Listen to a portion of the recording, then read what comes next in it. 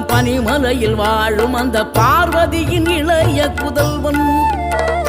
தேனெடுத்து திணை வளர்க்கும் சிறு குருத்தி வள்ளியவள் சிந்தையில நின்ற மன்னவா. நீ நாடி வரும் பக்தர்களின் நாட்டம் அதை தனித்தருளும் ஞான குருநாதன் அல்லவா, ஞான குருநாதன் அல்லவா.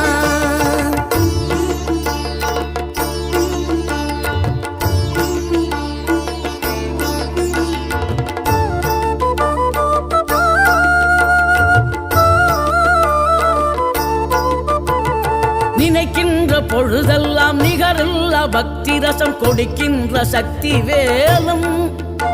நீ துதிக்கின்ற கணமெல்லாம் இனிக்கின்ற இதயம் தன்